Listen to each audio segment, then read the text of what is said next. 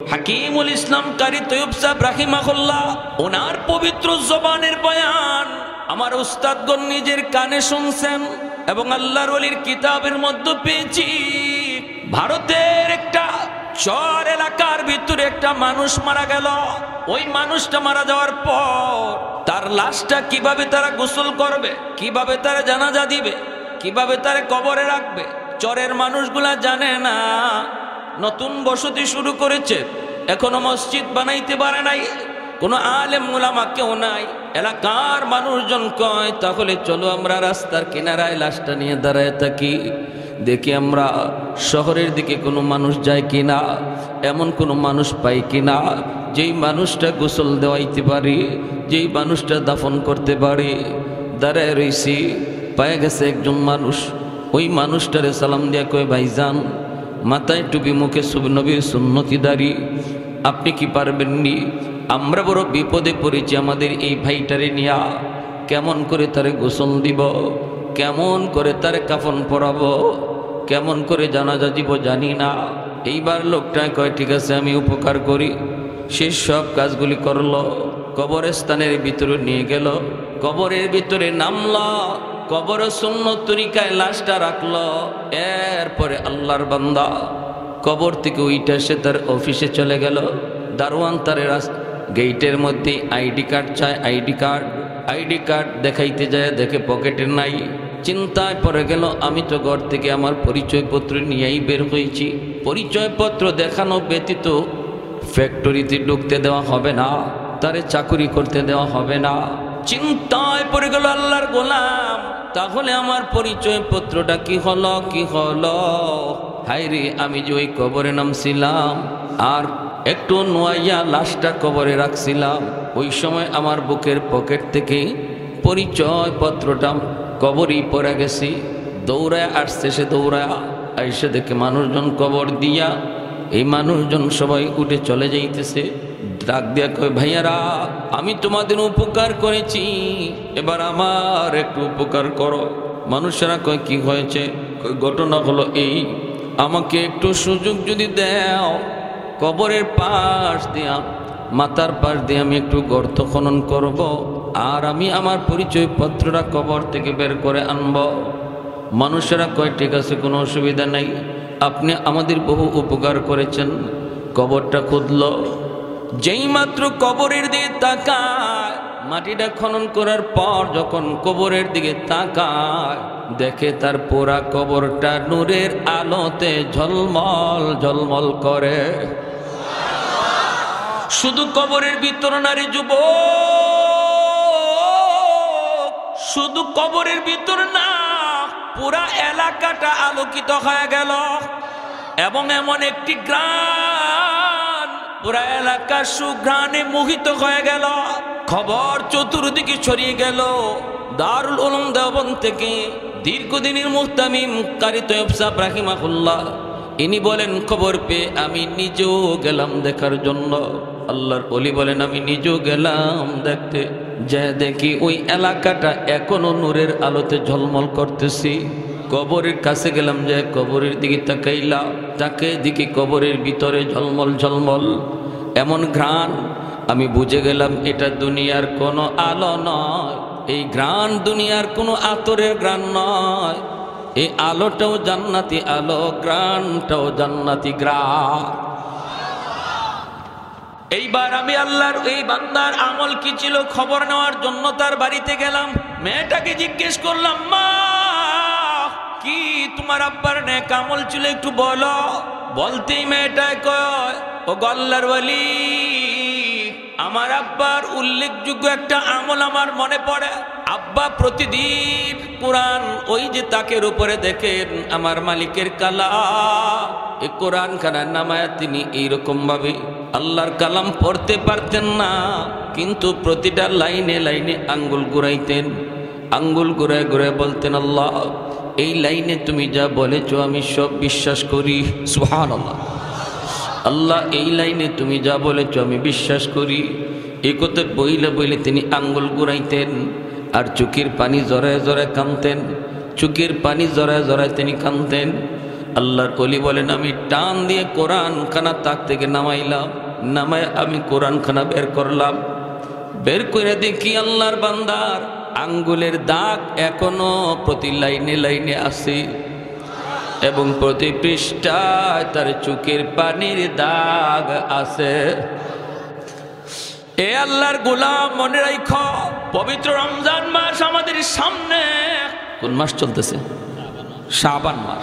রজব মাস ঢুকলি আল্লাহর নবী দোয়া পড়তেন, আল্লাহুম্মা বারিক লানা ফি রজব ওয়া শাবান ওয়া বাল্লিগনা রমাদান। নবী রজব মাস ঢুকলেই সতর্ক করতেন, রমজান আইছে, রমজান আইছে।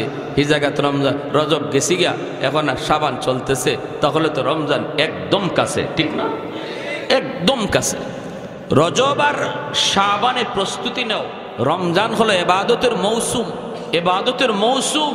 আল্লাহ নবী এমনভাবে রমজানে ইবাদত করার জন্য প্রস্তুতি নিতেন, সাহাবায়ে কেরাম বলেন যেন কোমরে যেভাবে আমরা গামছা দিয়ে বাঁধি কোনো কাজ করার জন্য, কোনো প্রস্তুতি নেওয়ার জন্য, নবীজি এইভাবে মনে হয় আমল করার জন্য রমজানে কোমরে গামছা দিয়ে বাঁধ দিতেন। সুবহানাল্লাহ। এজন্য বলি, যে যুবক যৌবনে আল্লাহর গোলামি করছে, যেই যুবক যৌবনে এরকমভাবে কোরআন তেলাওয়াত করত, কোরআনের সাথে মহব্বত ছিল, বৃদ্ধ বয়সে যখন কোরআন তেলাওয়াত করতে পারবে না, চোখের জ্যোতি না থাকার কারণে, হরফ দেখে না দৌড়ে, তখন আল্লাহ তার আমল নামায় ওই যৌবনের তিলাওয়াতের সওয়াব জারি রেখে দিবেন। সরকার যেমন পেনশন দেয় নির্ধারিত বয়স পর্যন্ত, সরকারি চাকরি করার পর বয়স যখন ওভার হয়, সরকার কয় তোমার উপরে আমি খুশি, এখন তুমি ঘরে বসা থাকো, ঘরে বসায় বসায় তোমারে বেতন দিব। ঠিক তেমনি সকল সরকারের সরকার আমার আপনার খালিক আর মালিক বলে, বান্দা তোমার গায়েও যতদিন শক্তি ছিল আমি আল্লাহরে খুব খুশি করে নিছ, এখন আমি আল্লাহ তোমার অতিরিক্ত দায়মি আমলগুলি ঘরে বসাইয়া আমলের পেনশন দিব। জোরে কোন সুবহানাল্লাহ। আমার ভাইয়েরা, বন্ধুরা, যুবক, এজন্য বলি, কেন বলতেছিলাম কথাগুলি জানোনি? কারণ হলো তোমার মতো যুবকের ইবাদতের কারণে আল্লাহ পাক আসমান টিকায় রাখছে, জমিন আল্লাহ টিকায় রাখছে। জোরে কোন সুবহানাল্লাহ। তোমার মতো যুবক, যেই যুবক যৌবনে আল্লাহর গোলামি করে, যেই যুবক যৌবনে আল্লাহকে ভয় করে, যেই যুবক যৌবনে বেয়াদবি করে না, যেই যুবক যৌবনে আল্লাহকে পাইছে, ওই যুবকের দিকে তাকাইয়া আল্লাহ আসমান জমিন টিকায় রাখছে। কেমন করে, কিভাবে কিভাবে রে যুবক? হাদিসে কুদসি আল্লাহ পাক বলে, আলা কুল্লা ইয়াউমিন ওয়াল আরদা ইস্তাজিলু রাব্বাহু ওয়াল বাহরা ইস্তাজিলু রাব্বাহু ওয়াল মালাইকাতু ইস্তাজিলু রাব্বাহু।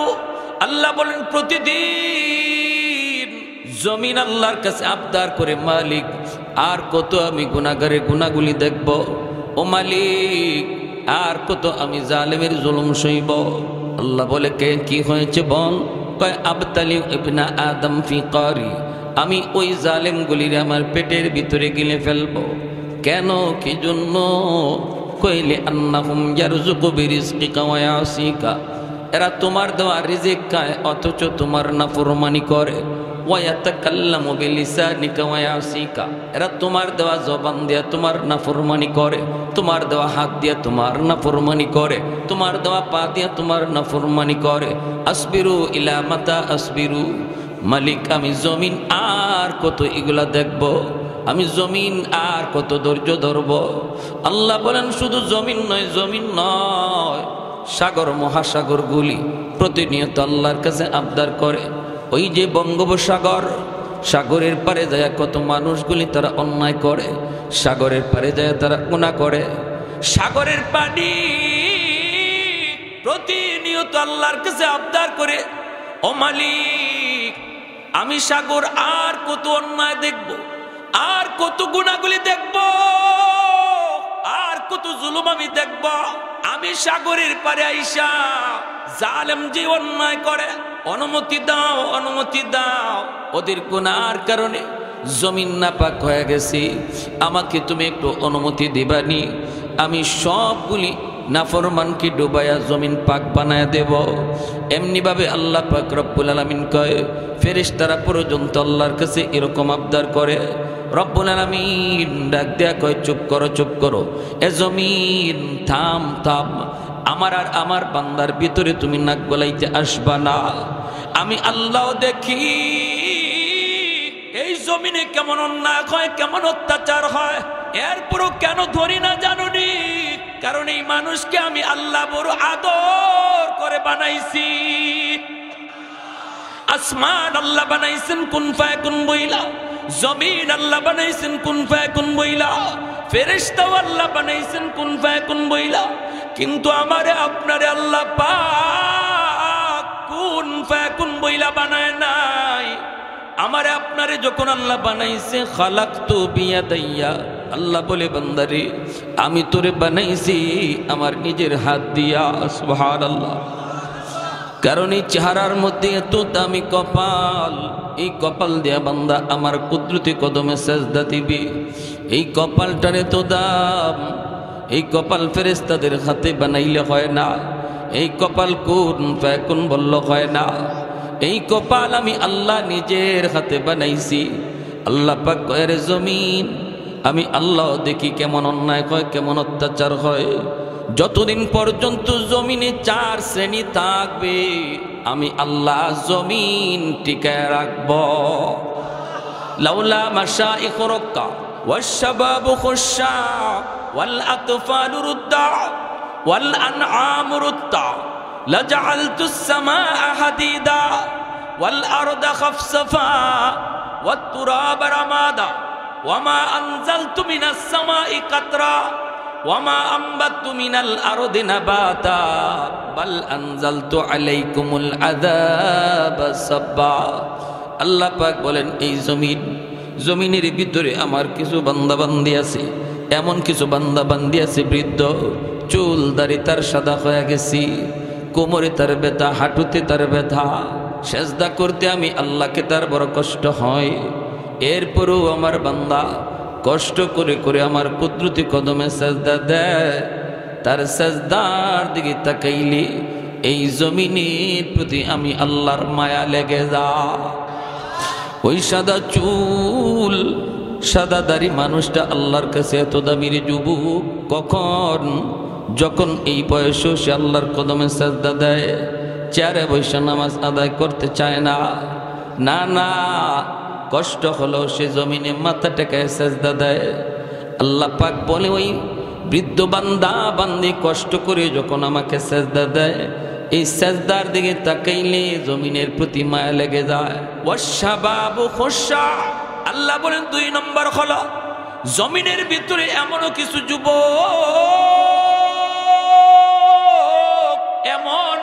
যুবক রয়েছে যেই যুবক যৌবনের পাগলামি করে না, যৌবনে গুনার দিকে যায় না, যৌবনকালে সে যাত্রার আয়োজন করে না। তার মসজিদে পাওয়া যায়, যৌবনে তার মুখে দাড়ি দেখা যায়, যৌবনে তার রোজা রাখতে পাওয়া যায়। আল্লাহ বলে ওই যুবকের কলিজার দিকে যখন আমি আল্লাহ তাকাই, চাহিদা ছিল তার গুনাহ করা, এরপর করে না আমি আল্লাহর ডরে ওর দিকে তাকাইলেও জমিনের প্রতি আমার মায়া লেগে যায়। ওয়াল আতফালু রুদ্দা, আল্লাহ পাক রব্বুল আলামিন বলেন ঘরে ঘরে কিছু শিশু বাচ্চা আছে, ওই শিশু বাচ্চাগুলির উপরে শরীয়তের বিধান নাই।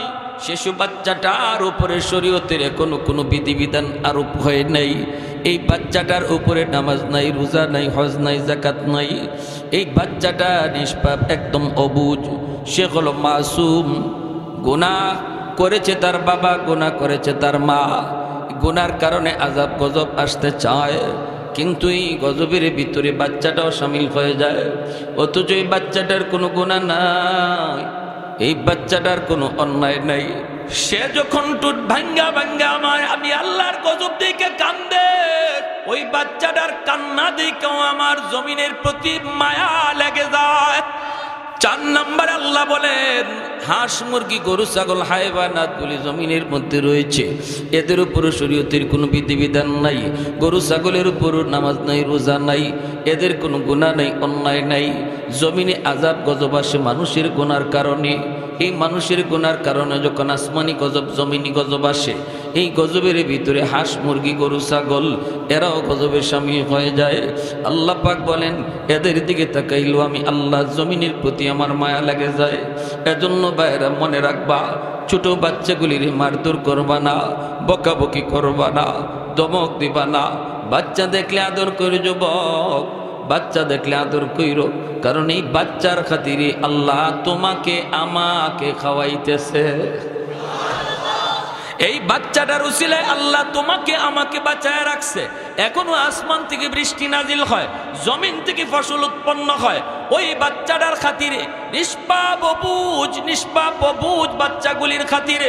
অতএব বাচ্চাগুলিরে মারধর কইরো না, ধমক দিও না, গালমন্দ কইরো না। এর যুবক আর মুরব্বী মানুষদেরকে শ্রদ্ধা কইরো, কারণ মুরব্বী মানুষ চুলদারি সাদা হওয়ার পর আল্লাহর কাছে তার দাম এত বেড়ে যায়। এই দামি মানুষটা যখন হাত উঠায় আল্লাহ পাক তখন বড় লজ্জা পায়। মুরব্বী মানুষের সাথে বেয়াদবি করো না। ওই মুরব্বী মানুষ, যেই মুরব্বী চুলদারি সাদা হওয়ার পর কষ্ট করো আল্লাহকে রুকু করে সেজদা দেয়, আল্লাহ তার খাতিরে তোমারে আমারে বাঁচায় রাখছি। এজন্যই হযরত আলী রাদিয়াল্লাহু তাআলা আনহু তিনি একদিন মসজিদে নববীতে নামাজে যাবেন, মায়ার নবী ইমাম হযরত আলী ঘর থেকে বের হয়েছেন জামাতে শরীক হবেন।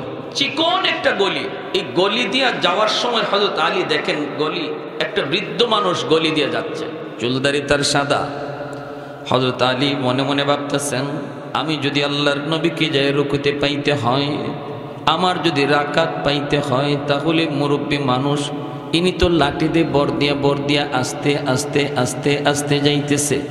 আমি যদি জামাত ধরতে হয় তাহলে একটু দ্রুত যাওয়া লাগবে, দ্রুত গেলে মুরব্বীকে একটু চাপ দেওয়া লাগবে, অথবা তার একটু ধাক্কা দিতে হবে।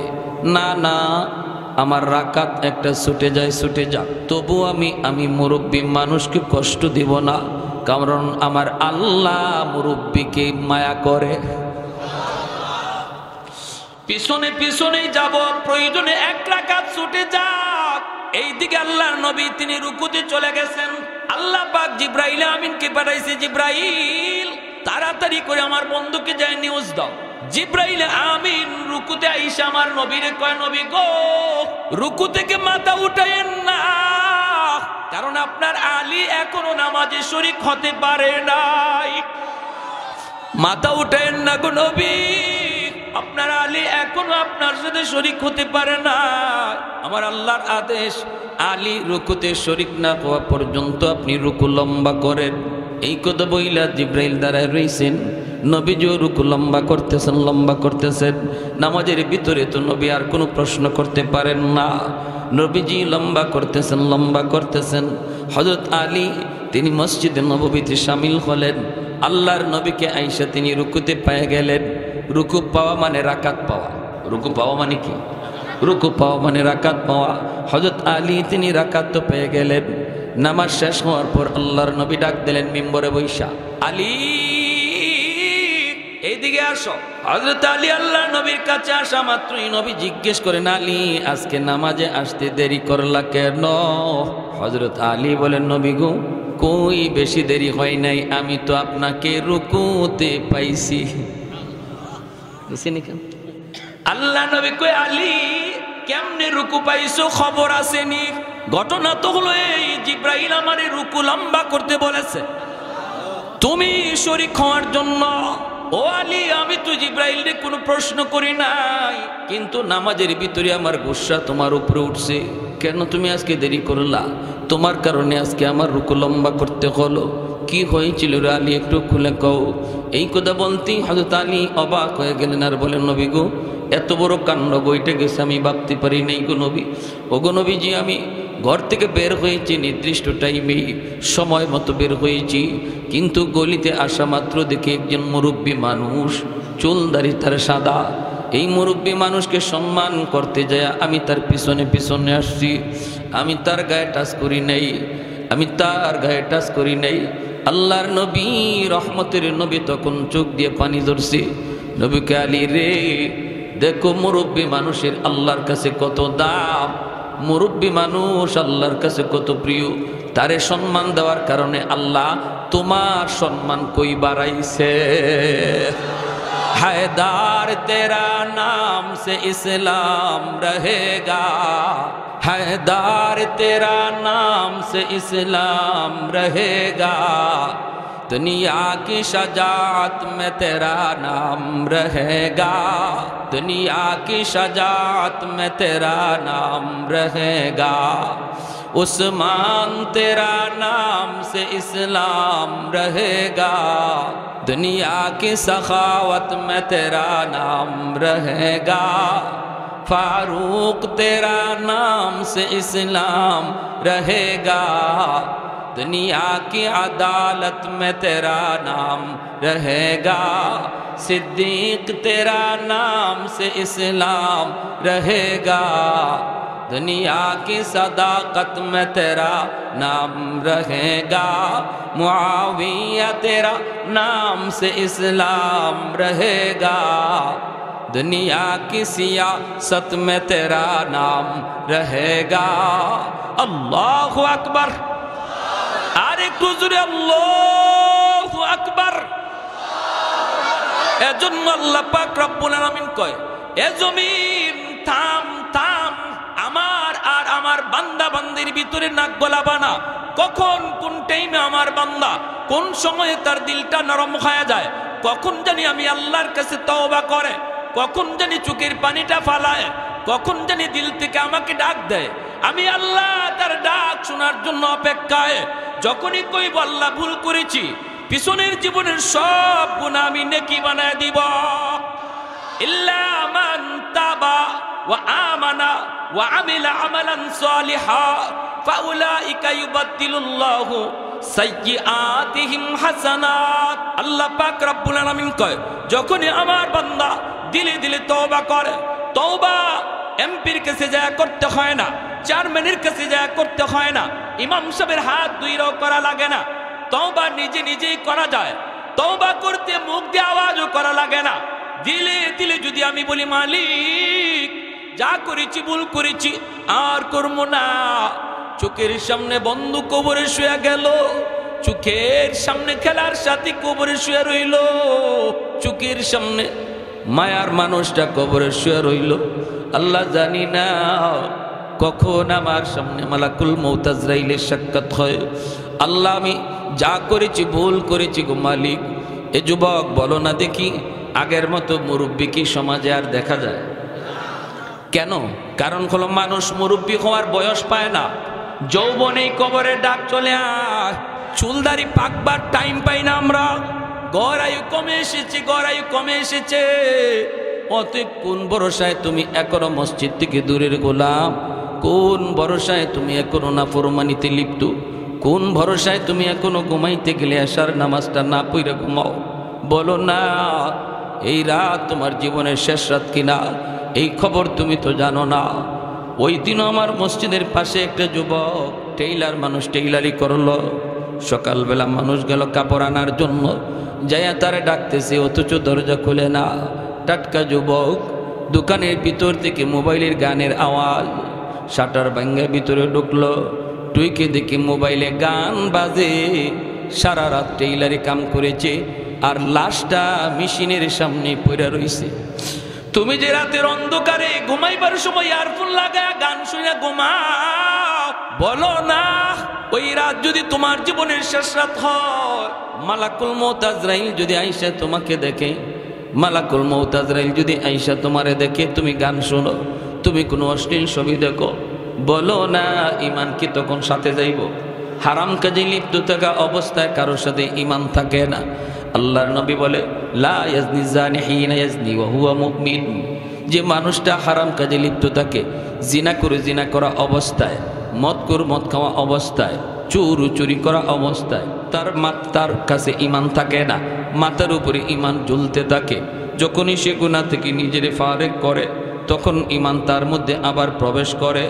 বলো না তুমি কোন ভরসায় কোন সাহসে তুমি এই কামটা করতেছ? এই কাম এই অন্যায় কাজ করে ঘুমাইতেছো, যদি আজরাইল এই রাতেই তোমার জান কবজ করার জন্য আসে, মুসলমানের ঘরে জন্ম নিয়েও ঈমান সাথে নিয়ে যাওয়া যাবে। এজন্য বলতেছি আল্লাহ কই জমিন আমার বান্দা বান্দি দিনে তওবা করবে, আমি দিনে কবুল করব, রাতে তওবা করবে, রাতে কবুল করব, সকালে তওবা করবে, সকালে কবুল।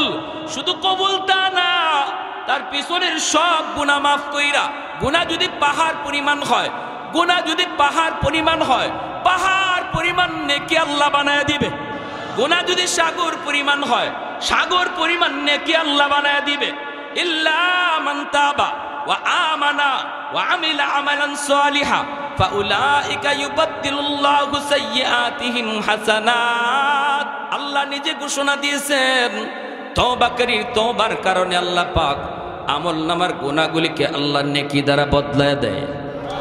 তাহলে গুনাহ যত বেশি, তওবার কারণে তত নেকিও হয়ে যায় তত বেশি, ঠিক না? গুনাহ যদি নেকি হয়ে যায়, তাহলে যার যত গুনাহ আছে, বেশি যদি গুনাহ হয় তো বেশি নেকিও তো হয়ে গেল। এজন্যই আত-তাইবু মিনাদ যামবি কামান লা যামবা লাহ, ও কামা ক্বালা নবী আলাইহিস সালাম, নবী যে বলেছেন তওবাকারী আমলনামায় কোনো গুনাহই থাকে না। আর তওবার সাথে সাথে আল্লাহ ওই মানুষটারে গুনাহগারের তালিকা থেকে নাম কাইটা আল্লাহর ওলির তালিকায় নাম উঠায় দেয়। সব জিনিসে সময় লাগে, আল্লাহর ওলি হইতে সময় লাগে না।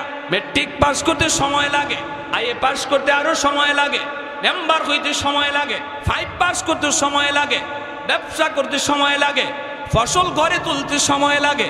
সময় লাগে না শুধু এক কাজে, সেই কাজটা হলো আল্লাহর ওলি হওয়া, আল্লাহর ওলি হওয়া।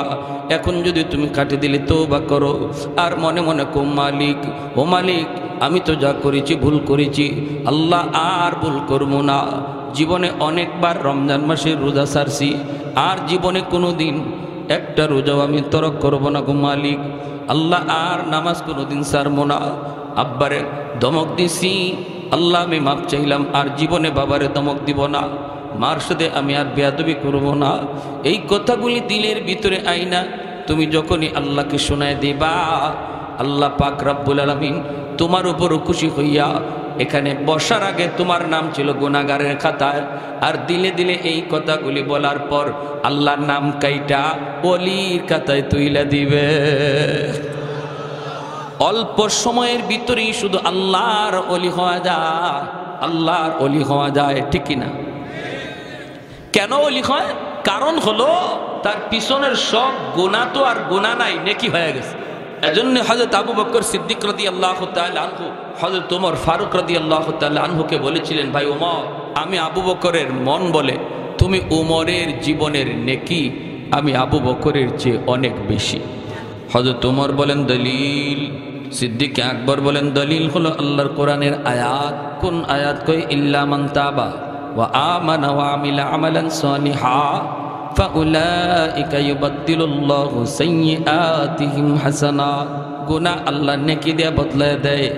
ও ওমর, তুমি ইসলাম গ্রহণ করার আগে তোমার দ্বারা অনেক গুনাহ হয়েছে, আমি আবু বকরের চেয়ে তোমার গুনাহ অনেক বেশি, কিন্তু ইসলাম গ্রহণ করার পর তওবার খাতিরে আল্লাহ পাক রব্বুল আলামিন তোমার পিছনের জীবনের সবগুলি গুনাহ আল্লাহ তো নেকি বানায় দিছি। এতে করে আমি আবু বকরের যা মনে হয় তোমার নেকি আমি আবু বকরের চেয়েও বেশি বাইরা গেছে। হযরত তোমার বলে, ভাই আবু বকর, আমি সোজা সাজা মানুষ, এত পেশগুজ বুঝি না, তবে আমরা যদ্দূর জানি আপনি হলেন এই উম্মতের শ্রেষ্ঠ ব্যক্তি, নবীর পরে আপনার স্থান, আপনার স্থান। যদি আমি ওমরের নেকি তোমার চেয়ে বেশি হয়, তাহলে আসো আমরা নেকি বদলা বদলি করে ফেলি। বলে কেমনে? এমনি হযরত ওমর বলে, আমি আমার জীবনের সমস্ত নেকি তোমাকে দিয়ে দিব, বিনিময়ে আমাকে তুমি তোমার জীবনের সব নেকি দেওয়া লাগবে না, শুধুমাত্র আমাকে এক রাতের নেকি দিলেই চলবে।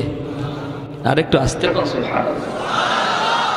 সিদ্দিক আকবরে ভাল বলে, ভাই ওমর, কোন রাতের কথা তুমি বলছো?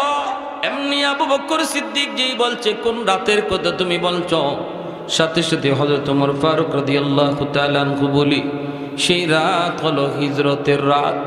যেই রাতে তুমি আমার মায়ার নবীর সাথে হিজরত করছিলা। 40টা রাত তুমি ঘুমাও নাই রে ভাই আবু বকর। আমার মায়ার নবী কখন আইসা তোমাকে ডাক দিবে, এই ডাকটা শোনার জন্য তুমি 40টা রাত ঘুমাও নাই। সারাটা রাত দরজার পাশে কান খাড়া করে দাঁড়াইছিলা। কখন জানি আমার মায়ার নবী আইসা কয় আবু বকর চলো হিজরতের সময় হয়ে গেছে। এরপরে সেই রাত আসলো, আমার মায়ার নবীকে নিয়ে তুমি রওনা দিলা। যাইতেছো তারপরে যায় সেই গারে সুর, যেই গর্তের ভিতরে গুহার ভিতরে 3 দিন অবস্থান করলা।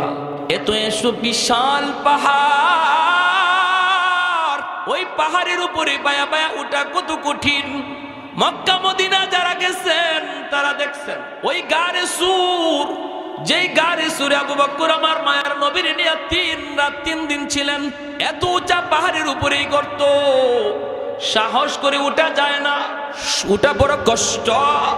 এত বড় উঁচা পাহাড়, ওই পাহাড় বায়া বায়া তুমি সেই গুহার মধ্যে উঠছিলা। আমার মায়ার নবীরে তুমি পাহাড় বাইতে দাও নাই, তুমি পাহাড়ের নিচে যায় বলছিলা মায়ের নবী গো, ওগো নবীজি আপনি পাহাড় বাইয়ে আপনার কষ্ট হবে, আমি উমরের কান্দে আপনি উঠেন। তুমি আমার মায়ার নবীর নিজের কান্দে উঠাইছিলা, এরপরে নিজে নবীকে কান্দে লইয়া এত উঁচা পাহাড় বায়া বায়া গুহার কাছে গেছো। সেই গুহার কিনারায় যাইয়া আমার দয়ার নবীর তুমি গুহার মুখে দাঁড় করে কইছো নবী গো আপনি গুহার ভিতরে আগে ঢুইকেন না গো নবী, আমি আগে ঢুইকে দেখি গুহাটা নিরাপদ কিনা, গুহাটা নিরাপদ কিনা। যদি আমি আবু বকরের জীবনও চলে যায় উম্মতের তো ক্ষতি হবে না, কিন্তু আপনার যদি কোনো ক্ষতি হয়, কোনো জীব জানোয়ার হিংস্র জীব জানোয়ার যদি ক্ষতি করে, উম্মত কোনোদিন সেই ক্ষতিপূরণ দিতে পারবে না। আমার মায়ার নবীর দাঁড় করায়া নিজে তুমি যায় ঢুকছো, ঢুইকে তুমি সবগুলি গর্তের মুখ পাগড়ির কাপড় সিরা সিরা বন্ধ করছো, যেন কোনো সাপ বিচ্ছু বের হইয়া আমার মায়ার নবীর কোনো ক্ষতি করতে না পারে। এরপরে তুমি একটা গর্তের মুখ বন্ধ করার মতো কাপড় তোমার ছিল না, ওই কাপড়টা না পাওয়ায় নিজের পা দিয়ে তুমি গর্তের মুখ আটকে রাখছো। এরপরে আমার নবীর ভিতরে ঢুকাইছো। ঘুমের প্রয়োজন ছিল তোমার বেশি, কারণ 40 রাত তুমি ঘুমাও নাই, কিন্তু নিজে না ঘুমায়া মায়ার নবীর নিজের উরুতে ঘুম পাড়াইছ। আমার মায়ের নবীর ঘুম পাড়াইছো নিজে না ঘুমাইয়া। সাপে তোমার কামড় দিল, বিষের যন্ত্রণায় অস্থির, কিন্তু কামড় দিয়া দাঁতে কিরবিরি খায়া তুমি হজম করেছো। যন্ত্রণায় বডি নাড়ানাড়ি করো নাও, বডিটা তুমি নাড়াও নাই, কারণ বডি নাড়াইলে আমার মায়ার নবীর ঘুম ভেঙে যাবে। এতটা হজম, এতটা হজম, এতটা হজম তুমি করেছো, এতটা ধৈর্য তুমি ধরছো। ও ভাই আবু বকর, আমি ওমরের জীবনের সব নেকি তোমাকে দিয়ে দিলাম, বিনিময়ে তুমি আমাকে ওই 1 রাতের নেকি দিয়ে দাও। সিদ্দিক আকবর বলে ভাই ওমর, আমি আবু বকর নিজেও তো জানি না ওই রাতে আমার কি পরিমাণ নেকি হইছে। বদলা বদলি করব পরে, আগে চলো আমরা যাই নবীর কাছে, যাই নবীকে জিজ্ঞেস করি এই রাতে আমার কি পরিমাণ নেকি হইছে। দুজন চলে আসলেন আল্লাহ নবীর কাছে, আয়েশা নবীকে জিজ্ঞেস করেন মায়ের নবী গো, ওগো নবীজি আমরা দুজন জীবনের নেকি পাল্টা পাল্টি করতে চাই। ওমর তার জীবনের সব নেকি আমাকে দিতে চায়, বিনিময়ে সে আমার 1 রাতের নেকি নিতে চায়। আমি নিজেও জানি না ওই রাতে আমার কি পরিমাণ নেকি হইছে, আপনার কাছে জানতে এসেছি গো নবী। নবী বলেন আবু বকর কোন রাত? সিদ্দিক বলেন সেই রাত হলো আপনার সঙ্গে হিজরতের রাত। এই কথা বলতেই মায়ার নবী কয় আবু বকর বদলাইবা কি বদলাইবা না, পাল্টা পাল্টি করবা কি না, আমি নবী কোনো মত দিব না, আমি কোনো পরামর্শ দিব না, কারণ দুজন আমার নবীর বড় মায়ার। নবী কোন সিদ্ধান্ত দিবেন আর কে খুশি হয় কে বেজার হয়, এজন্য নবী কয় না আমি কোনো সিদ্ধান্ত দেব না, সিদ্ধান্ত তোমাদের। দুজন হলেন মায়ার নবীর ডান হাত বাম হাত, নবীর পরম বন্ধু। আজও আমার নবী রওজায়ে আতহারে 2 বন্ধুকে নিয়ে চিরনিদ্রায় শুয়ে আছেন।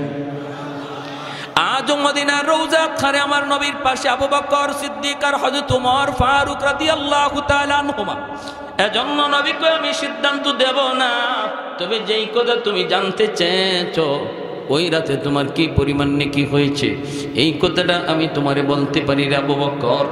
শোনো তাহলে, শুধু উমরের জীবনের নেকি না, গোটা উম্মতের নেকি যদি এক পাল্লায় রাখা হয় আর তোমার এক রাতের নেকি এক পাল্লায় রাখা হয়, তোমার পাল্লা ভারী হয়ে যাবে।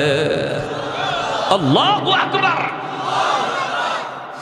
এজন্য রে যুবক, একটু দিলটা নরম করে কথাগুলি শোনো। এই জায়গায় বসে যদি তুমি দিলে দিলে নিয়ত করো, মালিক আমি আর জীবনে গুনাহ করবো না, আর জীবনে তোমারে নারাজ করবো না, আল্লাহ পাক মুহূর্তের ভিতরে তোমার নাম গুনাহগারের তালিকা থেকে কাইটা ওলির খাতায় লিখবে। কেন? কারণ তোমার পিছনের জীবনে আর গুনাহ নাই। শুধু তা না, গুনাহগুলি নেকি দ্বারা বদলানোর কারণে নেকিও ডাবলের ডাবল হয়ে গেছে। সুবহানাল্লাহ। তাহলে তওবার এত দাম, ঠিক কিনা জোরে কোন? হ্যাঁ, জুন্নুন মিসরি রহমাতুল্লাহি আলাইহি। অসুবিধা হইতেছে আপনাদের? কি ভাই অসুবিধা হইতেছে?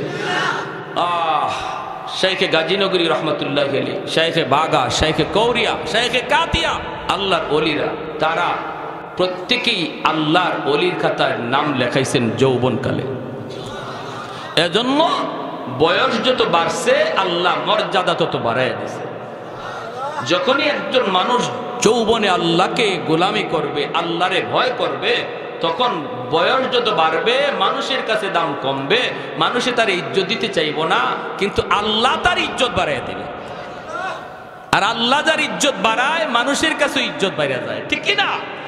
যে লোকের যৌবনে ইবাদত নাই সে বুড়া হইলে কোনো দাম নাই, আর যে যুবকের যৌবনে ইবাদত আছে বুড়া হইলে পরে আল্লাহ তার ইজ্জত বাড়ায়। শুধু বাড়ায় না, দেখেন না আহমদ শফি রহমতুল্লাহি আলাইহি কয়জনে চিনতাম, বুড়া বয়সে তামাম দুনিয়া চিনল, ঠিক না জোরে কর? তামাম দুনিয়া চিনল, তামাম দুনিয়া চিনল, তামাম দুনিয়া চিনল। প্যারে হাজিরিন, এজন্য বলতেছি জুন্নুন মিসরি আল্লাহর বহুত বড় একজন বুজুর্গ, ইনি নদীর পার দিয়ে হাঁটতেছেন, আর দেখেন একটা বিচ্ছু, খুব বিষাক্ত একটা বিচ্ছু নদীর পারে দাঁড়ায় রয়েছে। বিচ্ছুরা নদী পার হতে চায়, কেমন করে নদী পার হবে? নৌকা নাই, খেয়া নাই, কিছুই নাই। আল্লাহর ওলি জুন্নুন মিসরি দাঁড়ায় রইলেন, দেখি বিচ্ছুটা কেমন করে নদী পার হয়। হঠাৎ করে দেখেন পানির নিচ থেকে একটা কচ্ছপ পানির উপরে উঠল, ভাসতে ভাসতে নদীর কিনারায় পৌঁছলো, আর বিচ্ছুটা লাফ দিয়া কচ্ছপের পিঠে বসলো। কচ্ছপ নিজে খেয়া হইয়া বিচ্ছুটাকে নদী পার কইরা দিল। এই দৃশ্য দেখে জুন্নুন মিসরি কয়, আল্লাহ তুমি তোমার কুদরতে বিচ্ছুরে নদী পার করা দিছো, আমারও তো নদী পার হতে মন চায়, কিন্তু কেমন করে নদী পার হব? আল্লাহ নদীতে কোনো নৌকা নাই, কোনো খেয়া নাই, আল্লাহ আমারও মন চায় নদী পার হতে, আমিও দেখতে চাই বিচ্ছুটা কই যায়, কেন তুমি নদী পার করায় দিছো বিচ্ছুরে? আল্লাহ পাক তার অলির অন্তরে ইলহাম করলেন, হাতের জায়নামাজ পানিতে বিছায়া দাও, জায়নামাজে বসে পড়ো, আমি আল্লাহ জায়নামাজে বসে নদী পার করায় দেব। এই ক্ষমতা আল্লাহর আছে না নাই? মানুষ যা পারে না পারে কে? মানুষ যা দেখে না দেখে কে? মানুষ যা শুনে না শুনে কে? এ যুবক, রাতের অন্ধকারে কেউ তোমারে দেখে না, দেখেন কে? এ যুবক, মা দেখলো না, বাবা দেখলো না, উস্তাদে দেখলো না, চেয়ারম্যানে দেখলো না, মেম্বারে দেখলো না, দেখলো কে? আর একটু জোরে কও, দেখলো কে? এই ভয় যার অন্তরের ভিতরে আছে, রাতের অন্ধকারেও জিনাবি বিচার করতে পারে না, রাতের অন্ধকারেও মানুষের মাল চুরি করতে পারে না, রাতের অন্ধকারেও সে আরেকজনের সম্পদ নিতে পারে না, ঠিক কিনা জোরে খান? জুন্নুন মিসরি আল্লাহর ওয়ালি নদী পার হয়ে গেলেন, জায়নামাজে বসে বসে নদী পার হয়ে গেলেন। তিনি বিচ্ছুর পিছনে পিছনে যাইতেছেন, আর শুধু লক্ষ্য করেন বিচ্ছু কোন দিকে যায়। হঠাৎ করে দেখেন হাওরের মাঝখানে একটা গাছ, গাছের নিচে একটা যুবক মনের আনন্দে ঘুমাইতেছে। এ যুবক, একটু দিলটা নরম করে কথাটা শোনো, এত দূর থেকে এসেছি শুধু তোমার কলিজায় কিছু কথা দেওয়ার জন্য। যদি এই মাহফিল থেকে অন্তত দিলটা নরম করে উঠতে পারো, আমাদের আশাটাও সার্থক, তোমাদের মাহফিল আয়োজন করাটাও সার্থক। আল্লাহর ওয়ালি তিনি তাকায় দেখেন যুবক গাছের নিচে ঘুমায়, বিচ্ছুটা ওই যুবকের দিকে যাইতেছে দ্রুত, তিনিও বিচ্ছুর পিছনে পিছনে গেলেন, যা দেখেন মাথার পাশেই একটা বিষাক্ত সাপ ফনা ধরে আছে, যে কোনো মুহূর্তে যুবককে দংশন করবে, যে কোনো মুহূর্তে যুবককে কামড় দিবে। এমনি বিচ্ছুটা যাইয়া আর দেরি করলো না, লাফ দিয়া সাপের মাথায় উঠল, ওইটাই সাপটারে কামড় দিল। সাপের কামড় খাইয়া, সাপ বিচ্ছুর কামড় খাইয়া মুহূর্তের মধ্যেই সাপটা মারা গেল। আল্লাহু আকবার। সাপ আইছিল যুবকের ক্ষতি করতে, আল্লাহ যুবককে বাঁচাইছে তার কুদরতে। ঠিক না? ঠিক না? আল্লাহর ওলি কই যুবক, ও যুবক ঘুম থেকে উঠো, কি নেক আমল তুমি করেছো যার কারণে যৌবনে আল্লাহর ওলির খাতায় নাম? কি নেক আমল করেছো যার কারণে আল্লাহ তোমার উপরে খুশি? যুবক চোখের পানি চাইরা কান্দের, আল্লাহর ওলি আমি হলাম একজন রাখাল, আমি মানুষের উট রাখালি করি, দুম্বা রাখালি করি, সারাদিন হাওরে জঙ্গলে আমি থাকি গরু ছাগল লইয়া, কিন্তু যেখানে আমি থাকি না কিনো গো, যখনই আজান আমার কানে আসে সাথে সাথে আমি জঙ্গলে থাকলে জঙ্গলেই নামাজে দাঁড়ায় যায়, হাওরে থাকলে হাওরেই নামাজে দাঁড়ায় যাই। আল্লাহর গোলাম, অনেকে এখানে আছেন আপনারা কৃষক, কৃষিক্ষেত করেন, ফজরের সময় আপনি বের হন আপনার জমি জমায়, ফজরের আজানটা আপনার কানে আসে, এরপরও অনেক ভাই ফজরের নামাজ না পড়ে জমিতে চইলা যায়। আল্লাহ পাক রব্বুল আলামিন কুদরতে কলি যায় কেমন ব্যথা লাগে জানোনি? আল্লাহকে বান্দারি ফুঞ্জি দিলাম আমি আল্লাহ তোরে, সুস্থ দুইটা হাত আমি আল্লাহর দেওয়া ফুঞ্জি, সুস্থ দুইটা পা আমি আল্লাহর দেওয়া ফুঞ্জি, সুস্থ দুইটা চোখ আমি আল্লাহর দেওয়া ফুঞ্জি, সুস্থ একটা বিবেক আমি আল্লাহর দেওয়া ফুঞ্জি। আমার দেওয়া ফুঞ্জি দিয়ে তুই আমার ডিউটি পালন করলি না, আরেকজনের ডিউটি পালন করতে গেলি আল্লাহ কষ্ট পায়, আল্লাহ কষ্ট পায়। আল্লাহ ডাক দেয়, ইয়া আইয়ুহাল ইনসান মা গাররাকা বিরাব্বিকাল কারীম, বান্দা তোরে কে আমি আল্লাহ থেকে ভুলাইয়া দিল, বান্দারে কে তোরে আমি আল্লাহ থেকে তো ভুলাইয়া দিল। মায়ের পেটে আমি আল্লাহ তোরে পাললাম, আমি খাওয়াইলাম, তোর দাঁত ছিল না আমি আল্লাহ তোরে দাঁত দিলাম, তোর মুখ ছিল কিন্তু খাইতে পারতি না, আমি আল্লাহ তোরে খাওয়ার শক্তি দিলাম, কান ছিল সব কথা শুনতি না, আমি আল্লাহ তোরে শোনার ক্ষমতা দিলাম, হাত ছিল ধরার ক্ষমতা ছিল না, আমি আল্লাহ তোরে ওই শক্তি দিলাম, পা ছিল হাঁটার ক্ষমতা ছিল না, আমি আল্লাহ তোরে হাঁটার ক্ষমতা দিলাম। আজ তোরে কে আমি আল্লাহ থেকে ভুলায় নিল? কোন জিনিস তোকে আমার থেকে ভুলায় দিল? এই বইল আল্লাহ বান্দার পিছনে পিছনে কুদরতি হাতে ডাকে, বান্দা যাইস না যাইস না, আয় আমি আল্লাহর কদমে দুইটা সেজদা দিয়া যা, দুইটা রাকাত ফজরের নামাজটা পড়ে তুই হাওরে যা।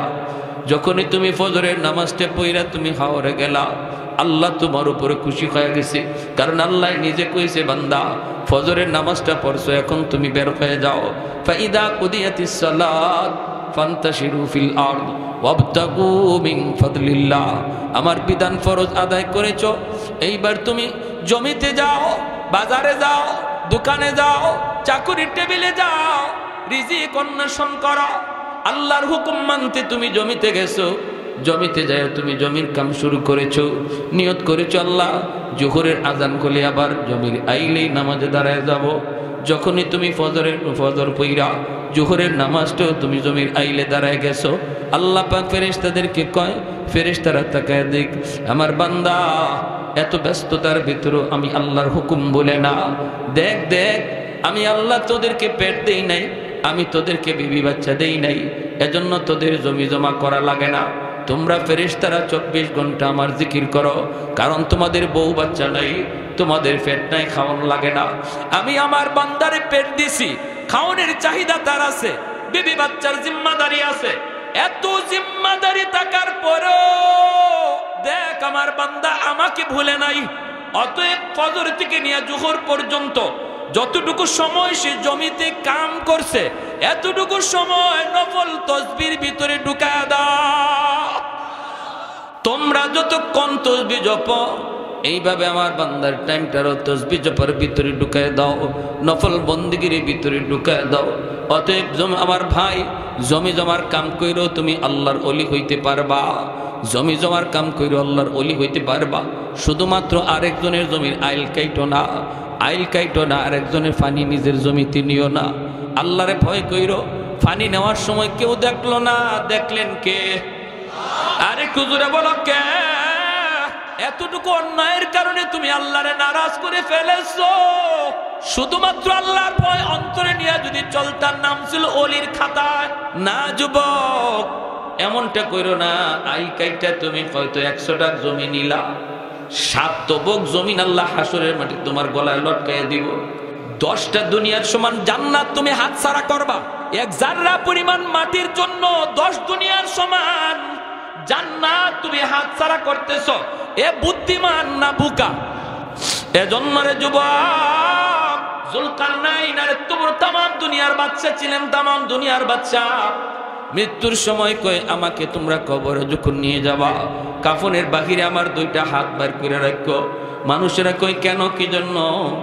দুনিয়ার মানুষে মেসেজ দিতে চাই আমি দুনিয়ার বাদশা ছিলাম, কিন্তু কবরে যাইতেছি খালি হাতে। কবরে যাইতেছি খালি হাতে, এই মেসেজটা আমি দিতে চাই। এজন্য ভাই, কেউ কোনোদিন কারো জমি দখল করো না। শক্তি দিয়া, ক্ষমতা দিয়া, গোষ্ঠীর বড়াই দিয়া দুর্বলের উপরে কোনোদিন জুলুম করো না। বহুত বড় নিয়ামত তুমি হারাইবা সামান্য কিছু পাওয়ার জন্য। বৃহৎ তোমার পাওয়া হাতছাড়া হয়ে যাবে। ভাইয়েরা, বন্ধুরা, যুবক ডাক দেয়া কো আল্লাহর ওয়ালি, আমি হাওরে থাকলেও হাওরে নামাজে দাঁড়ায় যাই। আর এখন যখন ঘুমাইতে যাব, গাছের নিচে যখন আমি ঘুমাইতে যাব, তখন আল্লাহকে ডাক দেয়া কই মালিক, ঘর থেকে বের হওয়ার সময় আমি আল্লাহর নাম লইয়া বের হই। তুমিও যখন ঘর থেকে বের হবা, এই দোয়াটা পড়বা, বিসমিল্লাহি তাওয়াক্কালতু আলাল্লাহ লা হাওলা ওয়ালা কুওয়াতা ইল্লা বিল্লাহিল আলিয়্যিল আযীম। আল্লাহ, তোমার উপর ভরসা করে বের হলাম। যখনই তুমি আল্লাহর উপর ভরসা করে ঘর থেকে বের হবা, বিসমিল্লাহ বইলা আল্লাহ কই বান্দা, আমার উপর তুমি ভরসা করছো, এখন তোমার নিরাপত্তাও আমি আল্লাহর জিম্মাদারি। ওয়া ইয়াতাওয়াক্কাল আলাল্লাহ ফাহুয়া হাসবু। আল্লাহ বলে যে আমার উপর 100 ভরসা রাখে, আমি আল্লাহ তার সাথে 100 লেনদেন করি। আমাদের ভরসাই তো আল্লাহর উপরে 100 নাই। 100 পারি না, করতামই পারি না, সন্দেহ থাকতেই যায়। যে মানুষ ইয়াকিনের সাথে আল্লাহর উপর ভরসা নিয়ে চলে, আল্লাহর সাথে আল্লাহ তার সাথে ওই রকমই ব্যবহার করে। সুবহানাল্লাহ ওয়া বিহামদিহি সুবহানাল্লাহিল আযীম। তাহলে ভরসা করব কার উপর? আরো জোরে বলেন, কার উপর? ঘর থেকে বের হব কার নাম লইয়া? কার নামে? আল্লাহর নামে। যুবক, আমি যখন ঘুমাইতে যাব, তখন কইতেছি আল্লাহ, আমি ক্লান্ত পরিশ্রান্ত, আমি একটু আরাম করব। কিন্তু মালিক, কোন ভরসায় আরাম করি? আল্লাহ, কোনো তো আমার এখানে তো কেউ নাই, আপন বলতে কেউ নাই। যদি বিপদ আপদ আয়, বাঁচাইবার কোনো লোক নাই। আল্লাহ, তোমার উপর ভরসা করে আমি ঘুমাইলাম। এই বইলে আমি ঘুমাইছিলাম। আল্লাহর ওলি জুন্নুন মিসরি কয়, তুমি যে আল্লাহর উপরে 100 ভরসা করে ঘুমাইছো, এজন্য আল্লাহ তোমাকে 100 নিরাপত্তা দিছে। ইল্লাল্লাযীনা আমানু ওয়া আমিলুস সালিহাত ফালাহুম আজরুন গায়রু মামনুন। এজন্য আল্লাহ পাক রব্বুল আলামিন কয়, তুমি যখন যৌবনে ইবাদত করবা না, যৌবনে তুমি যেইভাবে এইভাবে খুশি চলছো, যা খুশি তা করছো, ক্ষমতার বাহাদুরি দেখাইছো, মানুষের উপরে জুলুম করেছো, মসজিদে তোমারে পাওয়া গেছে না, অন্যায় কাজে তোমারে দেখা গেছে। বয়স যখন বাড়বে, মানুষ তোমারে কোনো দাম দিবে না, বউ তোমারে দাম দিবে না, সন্তান তোমারে দাম দিবে না। মানুষও কইব, মিয়া আস্তে কথা খাও, এখন আর আগের মতো শক্তি নাই, এত পাওয়ার দেখাও না। বউ কইব, তুমি কথা কম কও, বুড়া হয়ে গেছো, কম বুঝো। পুলায় কইব, আব্বা তুমি কথা কম খাও, আগের মতো তোমার বুঝ নাই। কিন্তু আল্লাহ কয়, তুমি যদি যৌবনে আমার খাঁটি গোলাম হয়ে থাকো, যৌবনে যদি নাম অলির খাতায় লিখে থাকো, বয়স যত বাড়বে, আমি আল্লাহ শাইখে কাতিয়া, শাইখে গাজীনগরী, শাইখে আহমদ শফির মতো তোমার দাম সমাজে বাড়ায় দিব। বসা থাকবা তুমি ঘরে, ইবাদত উঠে যাবে আমল নামায়। সুবহানাল্লাহ। ঘুমায়া থাকবা তুমি ঘরে, তাহাজ্জুদের সওয়াব উঠে যাবে আমল নামায়। আব্দুল্লাহ ইবনে মুবারক রাহমাতুল্লাহ, তুমি তাহাজ্জুদ পড়তে পারতা না, শেষ বয়সে আফসোস হইব, হায় রে শক্তি নাই, উঠতাম পারি না। এটারে আল্লাহ কত পছন্দ করে জানো? আব্দুল্লাহ ইবনে মুবারক রহমতুল্লাহ আলাইহি ওনার ইন্তেকালের পর ওনার একজন মুরিদ স্বপ্নে দেখে কয়, হুজুর কেমন ব্যবহার হয়েছে আপনার সাথে কবরে? আব্দুল্লাহ ইবনে মুবারক কয়, কি কই মুরে বাবা, আমার পাশের বাড়ির এক বাড়িওয়ালা যে আসিল কামার, লোহার কাম করত, আল্লাহ তারে জান্নাতে আমার চেয়েও উঁচা মাকাম দিয়া দিছে। কেন জানি না, ঘুম ভেঙে গেছে মুরিদের, দৌড় দিছে ওই কামারের বাড়ি, যে তার বিবিরে বলতেছে, বিবি গো, ও মা তুমি একটু কও না তোমার স্বামীর কি নেকামল ছিল? কয় বেশি কিছু না, আমার স্বামী তো সারাদিন লোহা ফিটাইতো, তবে নামাজের সময় নামাজ হাতুড়ি উপরে উঠছে, আজানের আওয়াজ শুনছে আর নিচে দেয় নাই, পিছনে ফেলায়া মসজিদে। আল্লাহু আকবার। এটা সাহাবায়ে কেরামের আমল ছিল। সাহাবায়ে কেরামের ভিতরে নারীরা এমন ছিলেন, সুই উঠাইছেন, ভিতরে ঢুকাইবেন, একটা গোতা দিলে পরে সিলাইয়ের কাম শেষ। কিন্তু যেই মাত্র সুই উঠাইছেন, আজানের আওয়াজ শুনছেন, কামটা শেষ করে লাই, এরপরে নামাজ পড়মুনে না। যেখানে শুই আছে, যেখানে সুতা আছে, এখানে হাত আটকে যেত। আগে আমার আল্লাহর হুকুম নামাজ, এরপরে কাম। আমার কাম বড় নয়, নামাজ বড়। নামাজ বড় না কাম বড়? কাম বড় না নামাজ বড়? জমির কাম বড় না নামাজ বড়? খেতে রাইল নামাজ পড়ন যায়নি জোরে মন। এই উম্মতের জন্য স্পেশাল অফার, আমার আপনার জন্য। আগের কোনো উম্মতের জন্য সুযোগই ছিল না হাওরে নামাজ পড়ার, মসজিদে নামাজ পড়তে হইতো, নাইলে নামাজ পড়লে নামাজ ওইতই না বনি ইসরাইলে। কিন্তু আমার আপনার নবীকে আল্লাহ এই বিধান যদি আমার উম্মতের জারি থাকে, তাহলে আমার উম্মত নামাজ পড়বো কেমনে? বলে কেন? আমি নবী চলে আসবো, এরপরে আর কোনো নবী আসবে না। নবুয়তির এই জিম্মাদারি, দাওয়াতের কাজের জিম্মাদারি আমার উম্মত পালন করবে। এই দাওয়াতের কাজ লইয়া বাংলাদেশ থেকে আফ্রিকা যাইব, আফ্রিকার থেকে বাংলাদেশে আইব, কেউ বিমানে উঠবো, কেউ জাহাজে উঠবো দিনের দাওয়াতের কাজে। ওই সময় যদি গড়ের এলাকার মসজিদে নামাজ পড়তে হয়, সে জাহাজ থেকে নামাজ পড়ব কেমনে?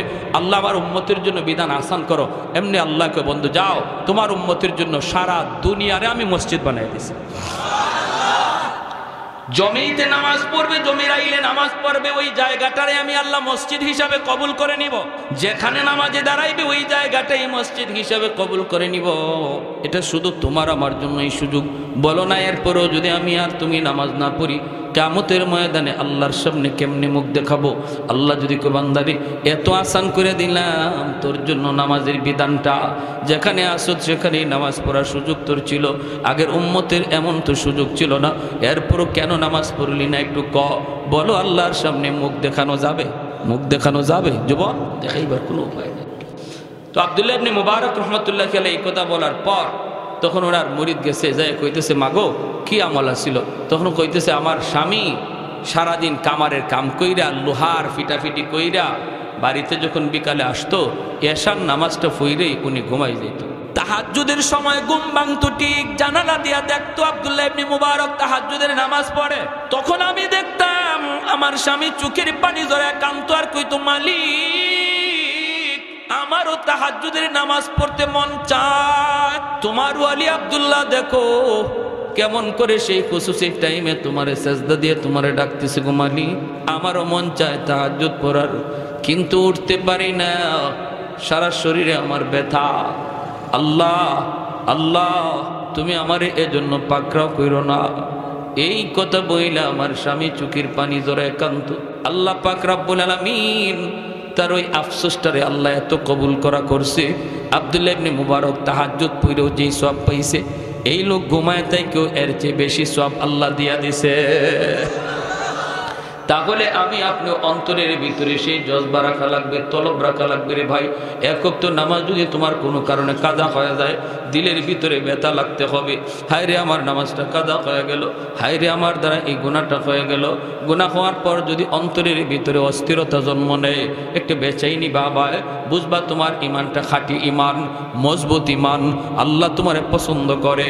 আর যদি গুনাহ করার পরে তোমার অন্তরে কোনো ভাবই আসে না, পেরেশানি আসে না, বোঝা গেল ইমান নিবে নিবে অবস্থা। আমার ভাইরা, এজন্য যৌবনে আল্লাহর বন্দেগী করা দরকার, আসেনি না নাই? আর একটু জোরে কোন আসেনি না নাই? যৌবন কালে আল্লাহর ওলির খাতায় নাম লেখাইতে কারা কারা তৈয়ার? হাত উঠে আল্লাহকে দেখান।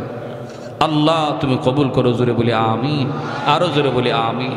আল্লাহ ওই যুবকগুলি যদি জমিনে না থাকতো, আসমান আমি লোহা বানায় দিতাম, জমিন আমি তামা বানায় দিতাম, এক ফোঁটা রহমতের বৃষ্টি আসমান থেকে নাজিল হতো না, আর একটা শস্যের দানাও জমিন থেকে উঠতো না, যদি ওই যুবকগুলি এখনো জমিনে না থাকতো, যারা যৌবনে আমি আল্লাহরে ভয় করে, তাদের খাতিরে এখনো আসমান থেকে বৃষ্টি পড়ে, জমিন থেকে ফসল উঠে। যেরকম সুবহানাল্লাহ। পারবো না ইনশাল্লাহ? আল্লাহ আমাদের সবাইকে কবুল করো, মঞ্জুর করো। বিশেষ করে আজকের এই মাহফিলকে আল্লাহ কবুল করো। এলাকার জন্য গোটা এলাকার জন্য যুবকদের এই মাহফিলকে হেদায়েতের ওসিলা বানাও। আমিন। ওয়া আখির দাওয়ানা আলহামদুলিল্লাহি রাব্বিল আলামিন। যারা কি বলি নাই আমরা দুরূদ শরীফ পড়ি, সবাই দুরূদ শরীফ পড়ি। আল্লাহুম্মা সাল্লি আলা মুহাম্মদ